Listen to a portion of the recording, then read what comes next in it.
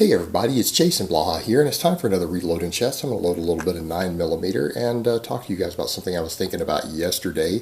I kind of find the whole gay rights thing interesting in the sense of gay people have essentially gotten the equal rights that they wanted. They've gotten the social recognition that they wanted. They got the legal recognition that they wanted, but in a lot of ways, they don't always seem to understand that they're getting resistance from both the religious right and middle America sometimes, as far as that goes, and they get acceptance in certain circles, but they're going to start seeing probably a pushback in certain ways socially if they're not careful.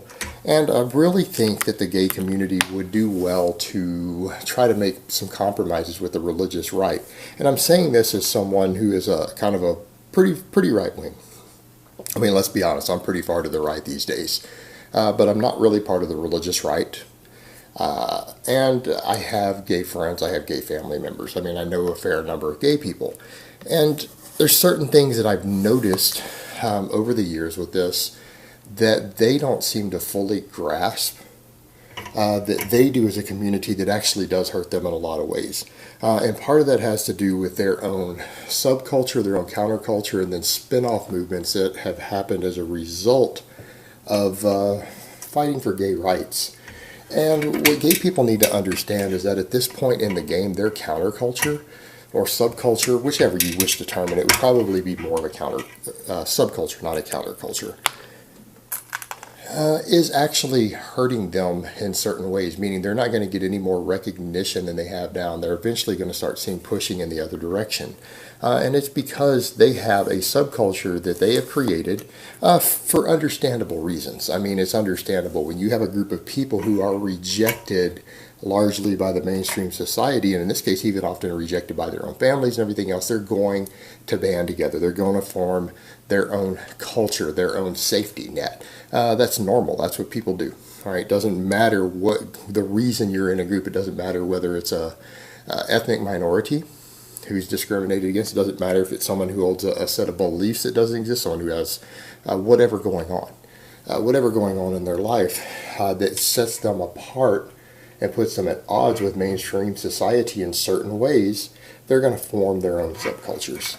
The problem is that their subculture has in a lot of ways created a bad situation for them, and a lot of it has to do with the fact that their subculture and the gay lifestyle has created confirmations in the minds of many people who dislike them, like the religious right oftentimes, has created an idea that the stereotypes are right, that they're perverts, they're degenerates, they're all drug addicts, things like that.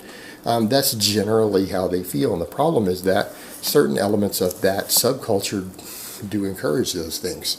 And a lot of it does have to do with the fact that a lot of gay people are really messed up, and it may not be because they're gay.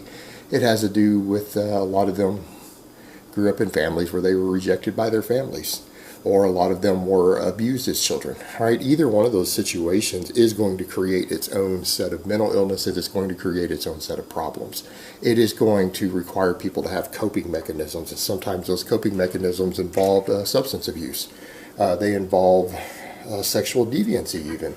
And so the problem that we have here is that because many within the gay lifestyle behave in a way that is consistent with mental illness, and other things, and anyone who's been in this community can't deny this. I've got enough gay friends. I know kind of what goes on here. Yeah, the drug use, the substance abuse tends to be excessive. It tends to be much higher than most other demographics of people. The amount of loose sexuality tends to be higher than in normal mainstream America. It just does. And I'm not saying these things don't happen in other parts of America or even mainstream culture, but not to the same extent. And anyone who's observing it, it's obvious. And therefore it creates a backlash. And the reason I talk about this is that gay people need to understand the religious right is probably the single most powerful voting bloc and political body of people inside this country. They have an enormous amount of power. They have an enormous amount of power, and you have to work with them. That's just a reality, and I'm saying that as someone who is not a part of the religious right. I'm not an evangelical Christian.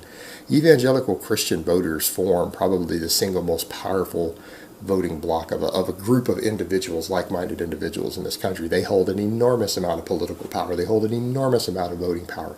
They hold an enormous amount of economic power.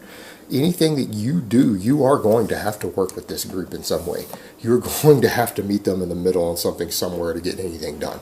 Whether that's right or wrong is irrelevant. That is the reality of the situation. And the fact that the gay community hasn't really gotten this part of their subculture under control, or stepped back and said, hey, maybe we're at a point to where we've got the recognition we don't need a different subculture.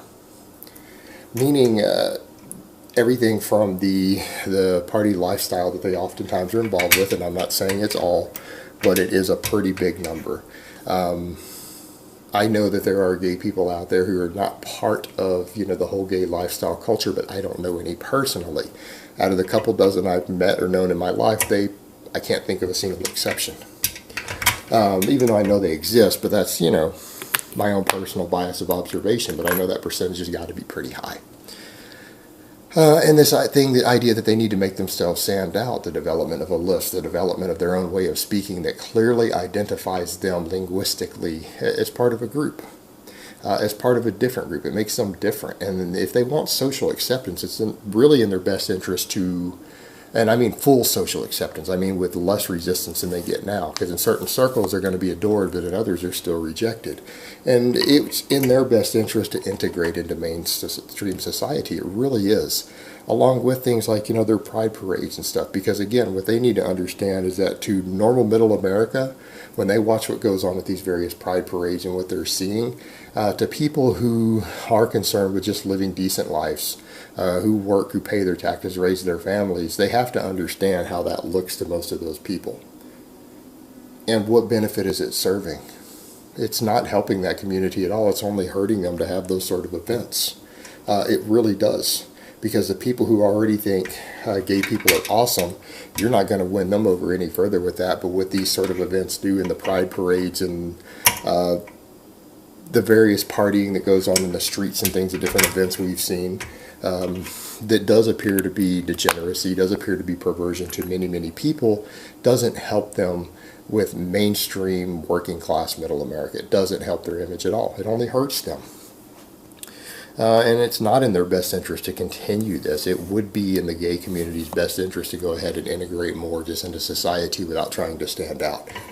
Because there is certain resentments that are being formed, even within certain areas. And I'm not going to get into all of that, but I've met people in certain industries, females who are getting more and more miffed with the fact that in their industry, gay men can do no wrong. They're going to make more money than a woman does, even if they have less skill, etc., etc. There's definitely an unspoken rising resentment in certain areas.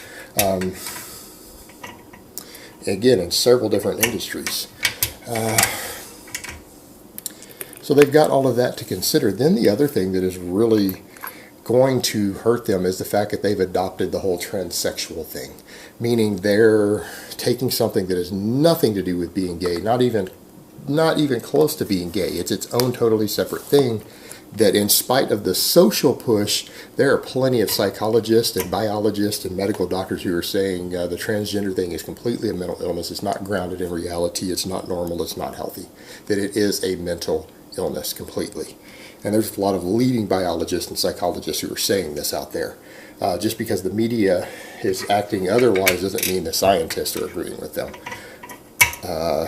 And there's been a political push to change certain things in the psychiatric community, but that doesn't mean there isn't enormous opposition to that still in existence among leading scientists.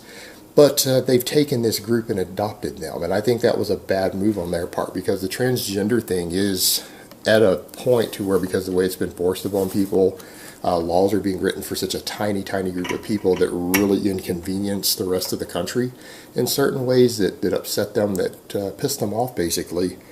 The gay community would probably do better to distance themselves from this, because it's basically is a confirmation of the biggest fear that people had of giving gays rights, giving them equal rights, that it would be used as a stepping stone for all sorts of insanity and perversion to be normalized and recognized, that it would be a domino effect, stepping stones, which would normally be considered to be a logical fallacy, but it happened. Transgenderism jumped up and rode the back of that, and because it rode the back of the gay rights community, the gay community accepted them, and they tried to throw them all into one same block now as far as rights go. And that's hurt them, because that will hurt their movement, because the whole movement itself is going to get backlash as a result of that, because quite frankly, in my observation experience, most Americans don't particularly like the transgender thing. It's a minority of leftists and social justice warriors and elitists who promote it. A lot of other people don't like it. This could be a problem for them, and furthermore, it is now being used as a stepping stone. That's why you now have pedophiles who are coming forward and talking about demanding normalization. They're like, look, if transgenders can get these rights, if they can be recognized as not a mental illness and just, another thing, and just part of who they are, and they can be supported for how they feel and who they are on the inside, then why can't we get the same thing? And they're pushing it and demanding it. And there's going to be social justice warriors who are going to take up that cause. And I don't think the gay community wants to get caught in the domino effect of this. The transgender thing's already going to hurt them. When the pedophilia thing starts coming out, they are going to be demanded that, just like they embrace transgenderism, they're going to demand that the gay community embrace them. And when that happens, the gay community is going to have to make a choice, because the backlash is going to be enormous. They're going to be thrown in with the transgenders and the pedophiles and just all be considered perverts, and maybe something needs to be done about them. That is the way eventually this is going to go, because every time you push or a pendulum swings one way, it eventually swings back the other way. And I really think they don't want to get caught up in that. So in a lot of ways, what I'm saying is it would be best if the gay community would publicly distance itself from the transgender thing, that they would start working on kind of breaking down and reducing their separate subculture and integrate more into just mainstream cultures where they live, without feeling the need to stand out separately as a different group that they don't have to anymore, because the reason that subculture was created, that need no longer really exists anymore, and at this point it only serves to hurt their benefits. Alright guys, but that's really all I have to say on that today. I hope it's been informative, and I will talk to you guys next time.